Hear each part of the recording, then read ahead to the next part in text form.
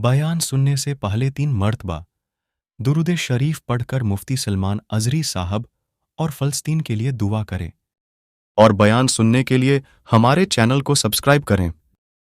अल्हम्दुलिल्लाह अल्हम्दुलिल्लाहिल हन्नानिल मन्नान अल्लज़ी खलक़ल इंसाना व अल्लमहुल बयान वस्सलातु वस्सलामु अला रसूलिही सय्यिदिल इंसी वल जान व अला आलिही व अस्हाबिही ज़विल खैरि वल इहसान अम्मा बअद फ़अऊज़ु बिल्लाहि मिनश शैतानिर रजीम बिस्मिल्लाहिर रहमानिर रहीम वमल्लाहु बिगाफ़िलिन अम्मा यअमलुज़ ज़ालिमून इन्नमा युअख़िरुहुम लियौमिन तशख़सु फ़ीहिल अबसार सदक़ल्लाहु मौलानल अज़ीम। बारगाह रिसालत मुआब सल्लल्लाहु तआला अलैहि वसल्लम में दुरूद पाक का हदिया पेश करें। अल्लाहुम्मा सल्लि अला सय्यिदिना व मौलाना मुहम्मदिन मअदनिल जूदि वल करम व आलिहि व अस्हाबिहिल किराम व इब्निहिल करीम व बारिक व सल्लिम सलातन दाइमतन सरमदन अबदा। अज़ीज़ान गिरामी वक़ार, अल्लाह करीम को सबसे ज़्यादा नापसंद चीज़ जिसका ज़िक्र कुरान पाक में भी है वो जुल्म है। जुल्म को अल्लाह तबारक व तआला हरगिज़ पसंद नहीं फरमाता। और जुल्म का मतलब सिर्फ किसी पर हाथ उठाना ही नहीं बल्कि कुफ्र और शिरक भी बहुत बड़ा जुल्म है। कुरान पाक में अल्लाह ने फरमाया इन्ना शिरक लज़ुल्मुन अज़ीम, अल्लाह के साथ किसी को शरीक ठहराना बहुत बड़ा जुल्म है। और उस जुल्म की बहुत सारी शाखें हैं जो आज हम दुनिया में देख रहे हैं। इंसान किसी न किसी जगह पर जुल्म करने का शिकार हो जाता है, जालिम बन जाता है। और जुल्म की तारीफ अगर देखें अरबी में तो यूं कहा गया वदउश्शैइ अला गैरि महल्लिही, किसी चीज़ को उसकी जगह पर न रखते हुए, उसकी हैसियत को उसकी हैसियत की जगह पर न रखते हुए दूसरी जगह पर रख देना, यह जुल्म कहलाता है। हकदार को हक ना देना यह जुल्म है, या अपने हक से ज़्यादा किसी से छीन लेना यह भी जुल्म है। और ये जुल्म की एक दो नहीं हज़ारों मिसालें हैं, लेकिन कुरान हर जुल्म की मजम्मत करता है। अल्लाह करीम कई जगहों पर इरशाद फरमाता है इन्नल्लाह ला युहिब्बुज़ ज़ालिमीन, अल्लाह ताला ज़ालिमों को हरगिज़ पसंद नहीं फरमाता। मेरे अजीज़ों, गुनाह भी जुल्म है।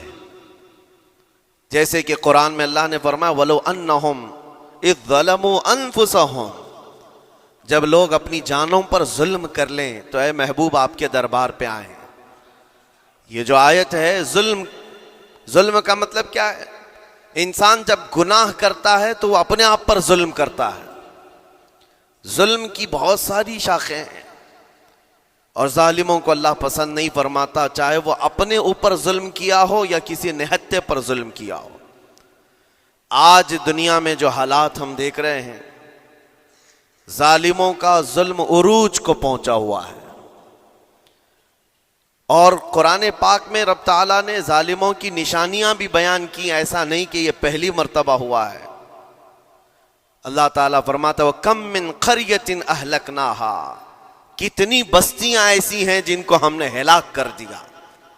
रब तबारक व तआला ने उनको ख़त्म कर दिया क्योंकि वो जालिम थे। जालिमों की बस्तियां जो हिलाक हुई, कुरान पाक में 3 मिसालें आपको बताता हूं।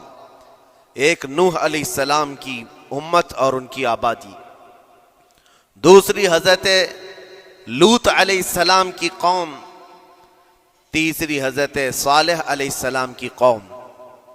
ये तीनों कौमें ऐसी हैं, गुनाह में तो थी लेकिन गुरूर बहुत ज्यादा था, घमंड बहुत ज्यादा था। आज के दौर में अगर किसी के पास पेट्रोट मिसाइल हैं और बम बारूद की ताकत रखता है, न्यूक्लियर पावर है, तो वो ये समझता है मुझे कोई शिकस्त नहीं दे सकता। यह हर दौर में जालिमों का ख्वाब रहा है। हर दौर में जालिम इसी तरह की फिक्र रखते हैं। नूह अलैहिस्सलाम की कौम बहुत मजबूत कौम समझी जाती थी। अल्लाह ताला ने अपने नबी को जब हुक्म फरमाया कि आप एक कश्ती बनाएं बहुत बड़ी, तो वो आपका मजाक उड़ाते थे। یہاں دور دراز کہیں نہ ندی ہے، نہ نالا ہے، نہ سمندر ہے، کشتی کس میں چلاؤ گے؟ اللہ کے نبی کو پتا تھا کہ عذاب آنے والا ہے، اور اپنے ایمان والوں کو آپ ڈرا بھی رہے تھے، لیکن کفار و مشرکین غرور و تکبر میں ایسے تھے، یہاں تک کہ نوح علیہ السلام نے اپنے بیٹے کو بلا کر کہا، جو کافر تھا، کہا میرے ساتھ آ جا، یا بنی ارکم معنا ولا تکن مع الکافرین، بیٹا ہمارے ساتھ آ جا، کافروں کے ساتھ مت جا۔ اس نے کیا کہا؟ قال سآوی الی الجبل یعصمنی من الماء، میں تو پہاڑ کی اونچی چوٹی پر چلا جاؤں گا، تمہارا پانی مجھے کچھ نہیں کر سکے گا۔ یہ اس وقت ظالموں کا خیال تھا، گمان تھا۔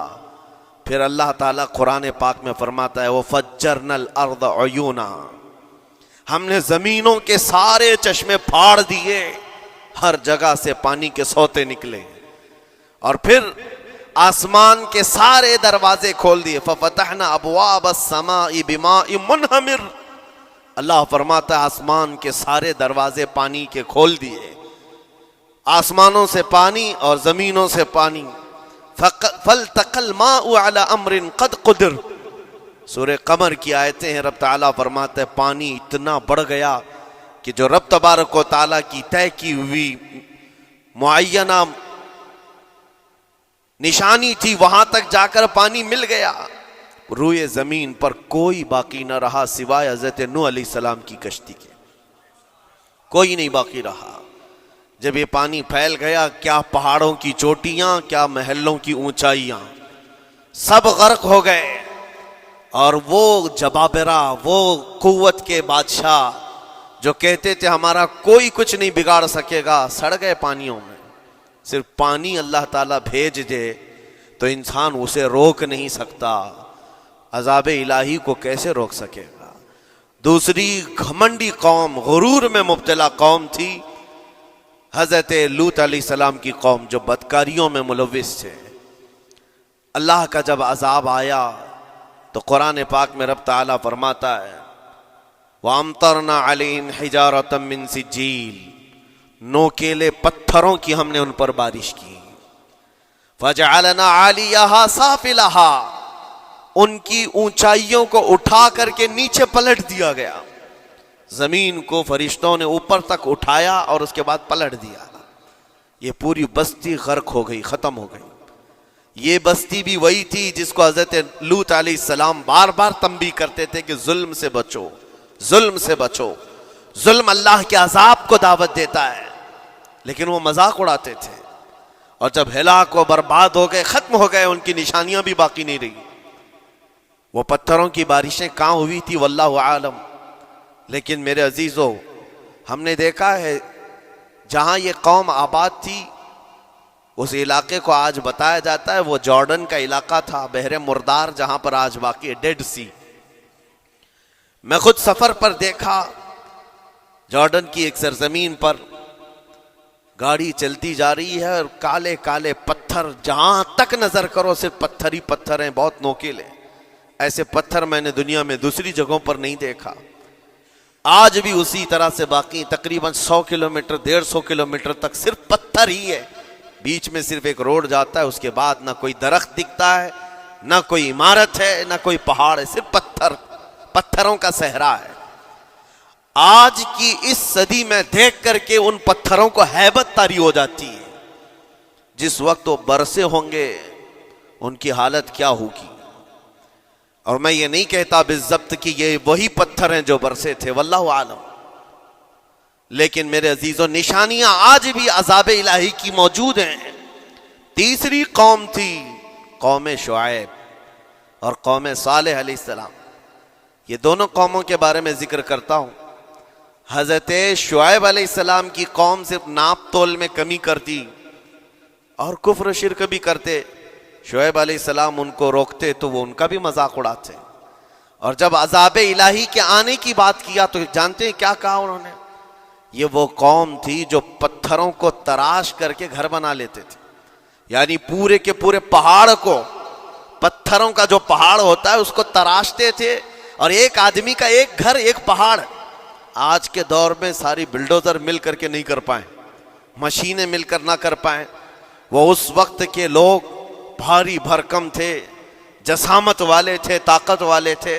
جب وہ اپنے رہنے کے لیے ایک پہاڑ کو تراش سکتے تھے، 4000 سال پہلے کی بات کر رہا ہوں، اس وقت میرے خیال سے وہ اپنے زمانے کے سب سے بڑے ماڈرن لوگ یا ترقی یافتہ لوگ کہلاتے ہوں گے، سب سے زیادہ ترقی یافتہ کہلاتے ہوں گے. جیسے آج لوگوں کو لگتا ہے رشیا اور امریکہ بہت پہنچے ہوئے ہیں ٹیکنالوجی میں، اس دور کے وہ لوگ سب سے بڑی طاقت کے رکھنے والے تھے. جب حضرت شعیب علیہ السلام نے ان کو اللہ کے عذاب سے ڈرایا تو کیا کہتے تھے؟ عذاب وہی نا جو نوح علیہ السلام کی قوم میں آیا تھا، بارش آ گئی تھی، زمین سے پانی نکل گیا تھا تو پانی بہت ہو گیا تھا. یا پھر وہ جو لوط علیہ السلام کی قوم پر آیا، پتھروں کی بارش، یا پھر ہواؤں کا عذاب. اگر یہ تینوں بھی آئیں تب بھی ہمارے ان پہاڑوں کے گھروں کو نقصان نہیں کر سکیں گے. ان کا اتنا غرور تھا.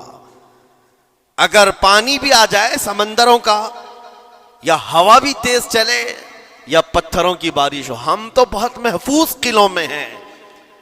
اندازہ کرو میرے عزیزو، 3000 4000 سال کے بعد آج تک مدائن صالح اور الاولا سٹی نام سے سعودی میں موجود ہے، ابھی تک وہ گھر موجود ہیں. تو اس زمانے میں کتنے مضبوط رہے ہوں گے؟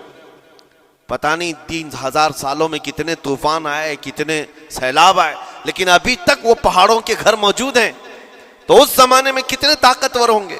ان کا نشہ آسمان پر تھا، غرور چڑھ کر کے بول رہا تھا. کہتے تھے کہ اگر اس طرح کے عذابات آ بھی گئے تو ہمارا کچھ نقصان نہیں ہوگا. کون سا؟ نوح علیہ السلام کی قوم کا عذاب آ جائے، لوط علیہ السلام کی قوم کا عذاب آ جائے، یا پھر شعیب علیہ السلام کی قوم کا عذاب آ جائے. یہ صالح علیہ السلام کی قوم کی بات کر رہا ہوں. تو پھر ہوا کیا؟ اللہ کے نبیوں نے انہیں ڈرایا اللہ کے عذاب سے. باز آ جاؤ، اللہ وحدہ لا شریک کی طرف جھک جاؤ. وہ اکڑ تھی، غرور تھا کہ نبیوں کا مذاق کرتے. پھر ہوا کیا؟ قرآن کہتا ہے صرف ایک فرشتے کو اللہ تعالیٰ نے زمین پر اتارا، ایک فرشتے کو اتارا، اور اس کے بعد اس فرشتے نے ایک چنگھاڑ لگائی، ایک آواز کی. ایک آواز، صرف فرشتے کی ایک آواز ایسی تھی کہ جتنے اپنے مضبوط قلعوں میں گھروں میں موجود تھے، اس آواز کی ہیبت سے ان کا بھیجا کانوں سے باہر نکل آیا تھا. اور صبح کے وقت جب اس بستی میں جا کر کے دیکھیں تو سب کے سب اوندھے منہ گرے ہوئے تھے، ایک بھی اس میں سے بچا ہوا نہیں تھا. نہ نوح علیہ السلام کا طوفان آیا، نہ لوط علیہ السلام کی قوم پر برسنے والے پتھروں کا عذاب آیا، نہ ہی ہوائیں چلائی گئیں. ایک فرشتے کو بھیج کر رب تعالیٰ نے اپنی قدرت کا مظاہرہ فرمایا. اللہ کے کروڑوں اربوں لا تعداد فرشتے ہیں، ایک فرشتے کی طاقت ایسی ہے کہ اگر وہ اپنی آواز نکالے تو تمہارے کانوں سے بھیجا باہر نکل آئے. اللہ وحدہ لا شریک، وہ حی و قیوم کل بھی تھا اور آج بھی ہے. وہ رب ذوالجلال حی و قیوم ہے، طاقتور ہے اور ہمیشہ رہے گا. اور رب تبارک و تعالیٰ نے قرآن پاک میں فرمایا، آپ یہ آیت تقریباً 3 جگہ قرآن میں آئی، وَإِذْ نَجَّيْنَاكُمْ مِنْ آلِ فِرْعَوْنَ يَسُومُونَكُمْ سُوءَ الْعَذَابِ يُذَبِّحُونَ أَبْنَاءَكُمْ وَيَسْتَحْيُونَ نِسَاءَكُمْ وَفِي ذَلِكُمْ بَلَاءٌ مِّن رَبِّكُمْ عَظِيمٌ. رب تعالیٰ فرماتا یاد کرو فرعونیوں کے عذاب سے اللہ نے تم کو نجات دی. یہ بنی اسرائیل کو کہا جا رہا ہے کہ فرعونیوں کے عذاب سے، کہ فرعون اور اس کے لشکری اس قدر سخت سزائیں دیتے تھے موسیٰ علیہ السلام کی قوم پر، ایمان والوں پر، بنی اسرائیل پر.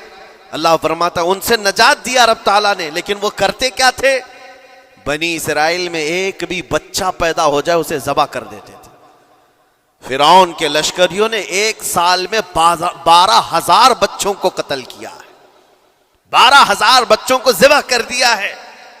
آج کے اسرائیلی اگر یہ بچوں پر ظلم کرتے ہیں تو یہ تعجب کی بات نہیں ہے. فرعون کی سرشت میں داخل تھا اور یہ فرعونی ہیں، وقت کے جبابرہ ہیں، وقت کے ظالم ہیں.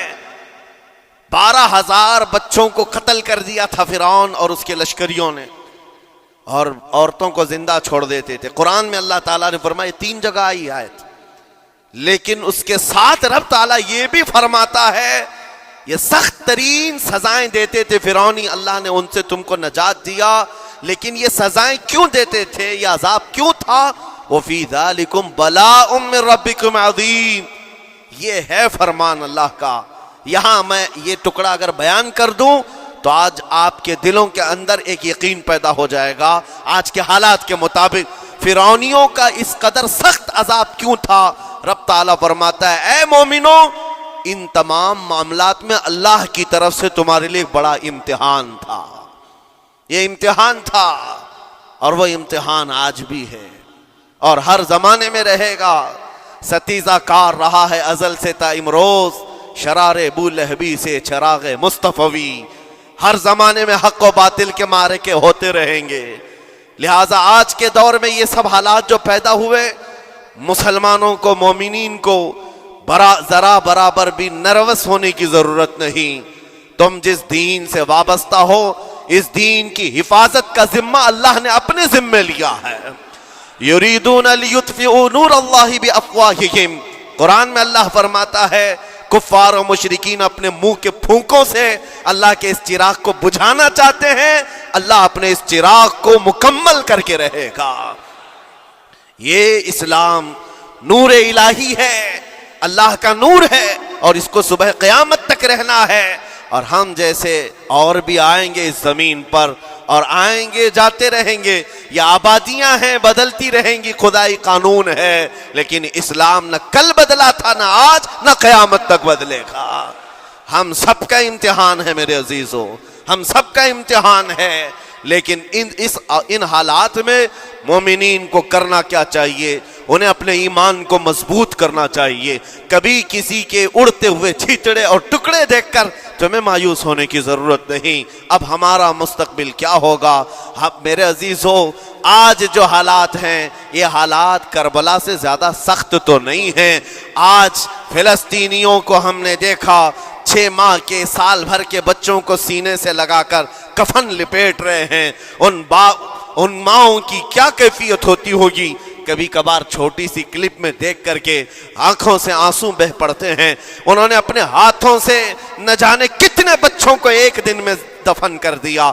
80 میتوں کو ایک قبر میں ڈال دیا کرتے ہیں. ان فلسطینیوں کو لاکھوں سلام, ان کے جذبات کو اور ان کی استقامت کو. ہم تو دعا یہی کرتے ہیں ان فلسطینی مسلمانوں کے برابر پوری دنیا کے مسلمان نہیں ہو سکتے. ہم تو ایک ناشتے پر صبر نہیں کر پاتے, وہ اپنے 10 بچوں اور خاندان والوں کے کٹے ہوئے چھیتڑوں پر بھی کہتے ہیں اللہ ہمارے ساتھ ہے. ساری مصیبتیں دیکھ کر کے بھی وہ کہتے ہیں اللہ ہمارے ساتھ ہے. ان کے گھر اڑا دیے گئے, تباہ کر دیے گئے, راکھ میں بدل دیے گئے. اور نیوز اینکر, یہ دجالی میڈیا وہاں جا کر کے ان کے زخموں کو کھرید کر کے پوچھتا ہے تمہارا مال کیسے آئے گا, تمہارا گھر کیسے چلا گیا. لیکن ان حالات میں بھی وہ مسکرا کر کہتے ہیں اللہ نے دیا تھا, پھر اللہ ہے اور اللہ دے گا. ان کے ایمان کے برابر ہم نہیں ہو سکتے. لیکن میرے عزیزو, پوری دنیا کے مسلمانوں میں اس مسئلے نے آج ایک اتحاد کی فضا قائم کی ہے. اگر ہمارے درمیان آج بھی اتحاد نہیں ہو سکتا تو پھر میرے عزیزو, شاعر نے سچ کہا تھا جگہ جگہ کے تھک چکے ہیں تمہیں یہ ہنگامے, نشاط لذت خواب گراں بدل ڈالو. غلط روی سے منازل کا بعد بڑھتا ہے, مسافروں روش کارواں بدل ڈالو. آج کے حالات تمہیں اگر نہیں بدلنے پر مجبور کیے تو پھر بتاؤ کون سے حالات تمہیں بدلیں گے, کب تم بدلو گے؟ لیکن ان حالات پر آج بعض لوگوں نے یہ کہنا شروع کیا. میں نے چند دنوں پہلے ایک آیت پڑھی تھی, ایک بیان میں کہا تھا اللہ قرآن میں فرماتا ہے هو الذی ارسل رسولہ بالہدی ودین الحق لیظہرہ علی الدین کلہ. وہ اللہ ہے جس نے حق دین کے ساتھ اپنے رسول کو بھیجا ہے اور ہدایت کے ساتھ اپنے رسول کو بھیجا ہے. کیوں بھیجا ہے؟ لیظہرہ علی الدین کلہ, تاکہ وہ رسول پوری دنیا پر یہ دین غالب کرے. یہ دین غالب آئے گا. تو بعض مجھ سے کہنے لگے مولانا سٹیج پر بیٹھ کر چلاتے ہو, کئی کرسیوں پر بیٹھ کر کہتے ہو کہ تمہارا دین غالب آئے گا. تمہارا دین تو آج ٹکڑے ٹکڑے کیا جا رہا ہے, کوئی کچھ نہیں کر پاتا. ان ظالموں کو میں یہ کہتا ہوں, ان کو یہ میں کہتا ہوں, ان تمام حالات سے تم ہرگز یہ مت سمجھنا کہ دین غالب آئے گا. چاند پر بھی گہن لگتا ہے, لیکن جب گہن چھٹتا ہے تو چاند پورے آب و تاب کے ساتھ چمکتا ہے.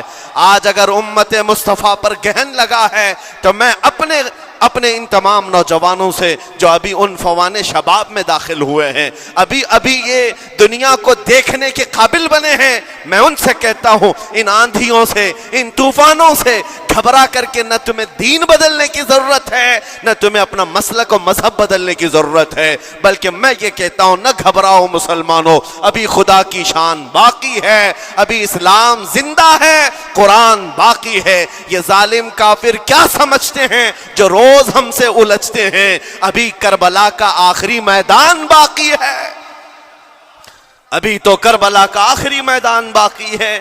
عزیزان گرام وقار, میرے نبی کریم صلی اللہ تعالی علیہ وسلم نے جو فرمایا وہ ہو کر رہے گا, وہ ہو کر رہے گا. میرے آقا صلی اللہ تعالی علیہ وسلم کا فرمان عالی شان میں سناتا ہوں. حضور فرماتے ہیں, لا تزال عصابۃ من امتی یقاتلون علی ابواب دمشق وما حولها وعلى ابواب بیت المقدس لا يضرهم خذلان من خذلهم ظاہرین علی الحق الى ان تقوم الساعة او کما قال رسول اللہ صلی اللہ علیہ وسلم. میرے آقا فرماتے ہیں قیامت تک میری امت میں سے ایک جماعت ایسی ہوگی جو بیت المقدس کے ارد گرد حق کے لیے لڑ رہی ہوگی.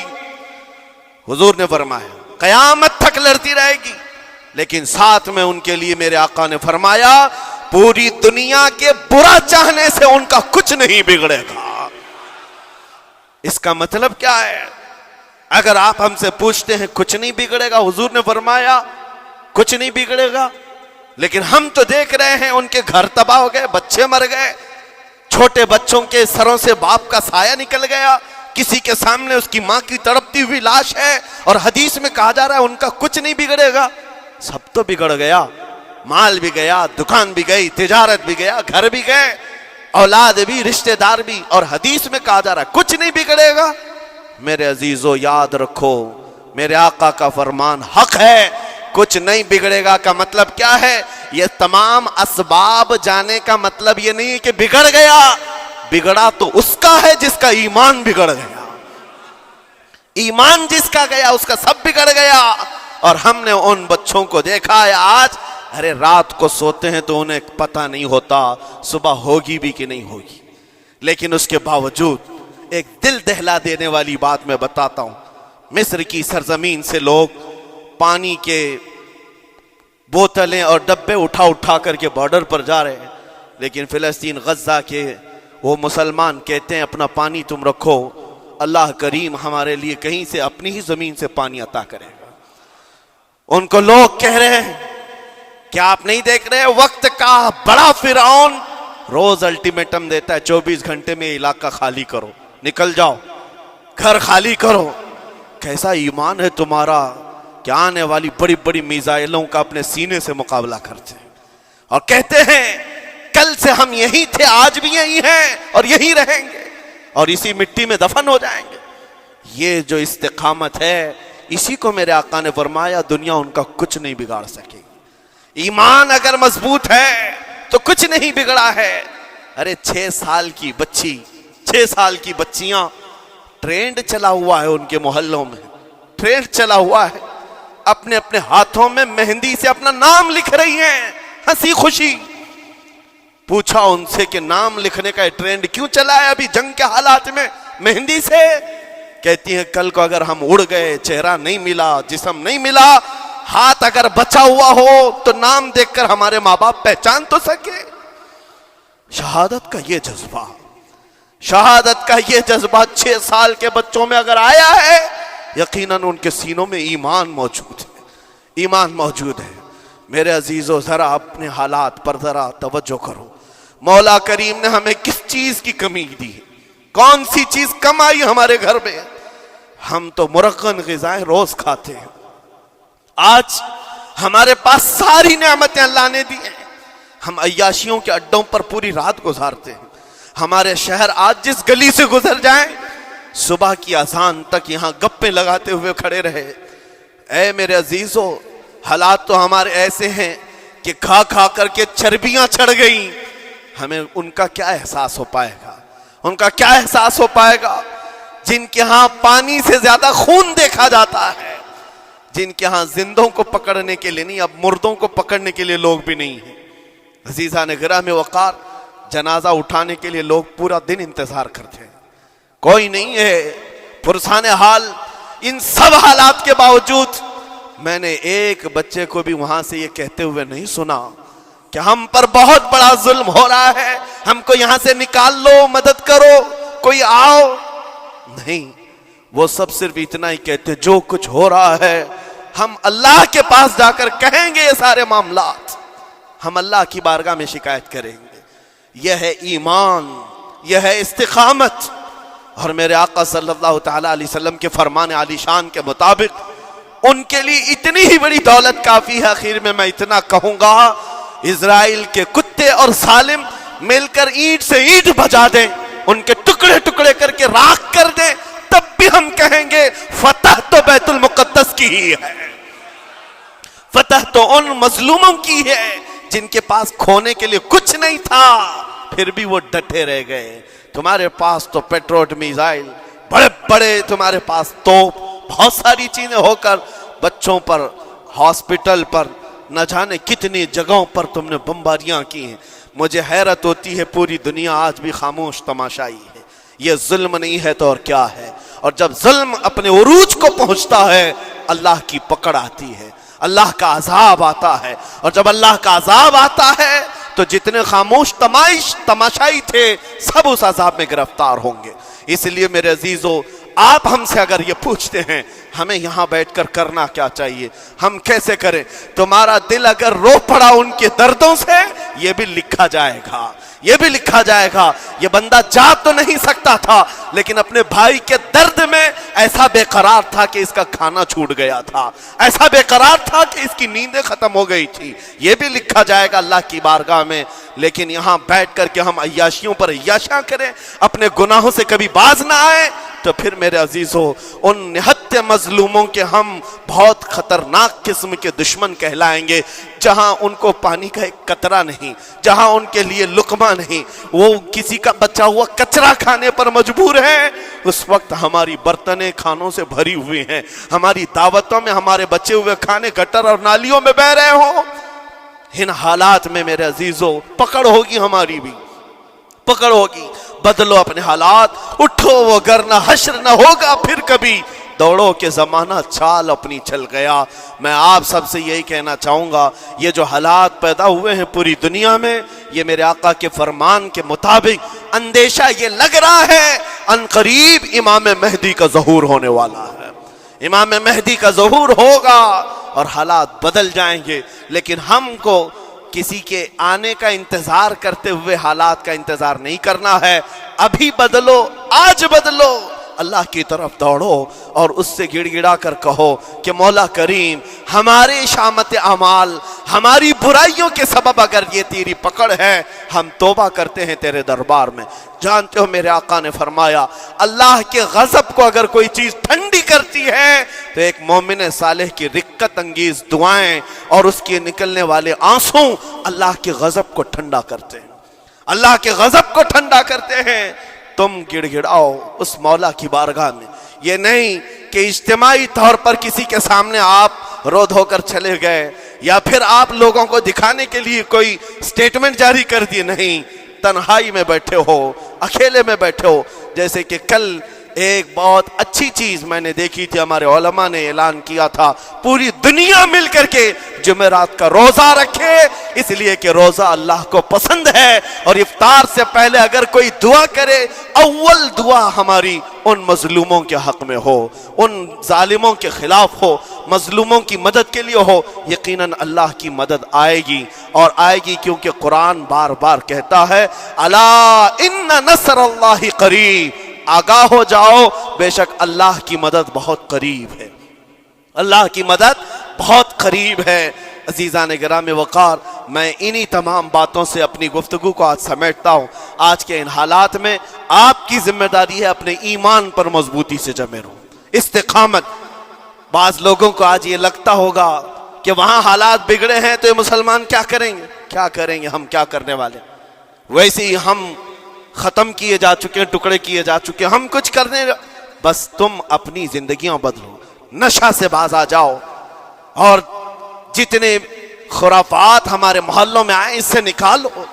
اللہ کا عذاب آتا ہے، اللہ کی رحمتیں روٹ جاتی ہیں۔ ایک بار ہم بدل لیے تو مولا کریم اپنی رحمتوں کے سائبان فرما دے گا ہم پر، اور بس ہماری تمنا یہی ہے۔ اللہ کریم کی بارگاہ میں دعا ہے، قدیر و جبار خدا کہنے سننے سے زیادہ ہمیں عمل کی توفیق عطا فرما۔ اے رب کریم احسن الخالقین، ہم سب اپنے گناہوں سے سچی توبہ کرتے ہیں۔ مولا ہمارے گناہوں کی وجہ سے اگر تیری سخت پکڑ ہے تو مولا تو اپنے غضب کو ٹھنڈا فرما دے، تو اپنے غضب کو ٹھنڈا فرما دے مولا، تو اپنے غضب کو ٹھنڈا فرما دے۔ اے کریم خدا، تیرے حبیب کی امت تڑپ رہی ہے، اور ہر جگہ مولا ظلم و ستم کا نشانہ ان غریب مظلوموں کو بنایا جا رہا ہے جن کے پاس ایک وقت کا کھانا بھی باقی نہیں رہا۔ مولا تو اگر مدد نہیں کرے گا تو کون مدد نازل فرمائے گا؟ اے رحمان، ہمارا عقیدہ ہے تو ہی وہ خدا ہے جو ابابیلوں کو بھیج کر ابرہہ کو ہلاک کیا، تو ہی وہ خدا ہے جو بدر میں اپنے نبی کے لیے 5000 فرشتوں کو اتارا۔ اے مولا، تو ہی وہ خدا ہے جو یونس علیہ السلام کو مچھلی کے پیٹ سے زندہ سلامت نکالا، تو ہی وہ خدا ہے جو ابراہیم علیہ السلام کو دھڑکتی ہوئی آگ سے بھڑکتی ہوئی آگ سے زندہ محفوظ فرمایا۔ اے قدیر و جبار خدا، کل بھی تو حی و قیوم تھا، آج بھی ہے اور ہمیشہ رہے گا۔ ہمارے اس عقیدے کی لاج رکھ لے، اور غیب سے مولا تو اپنی مدد نازل فرما، اپنی مدد نازل فرما، امت مصطفیٰ کے لیے خیر فرما، ہم سب کو امن و امان عطا فرما۔ اے رب کریم، ان ظالموں کو کیفر کردار تک پہنچا دے، مظلوموں کو مولا امن کی سانس عطا فرما۔ ہماری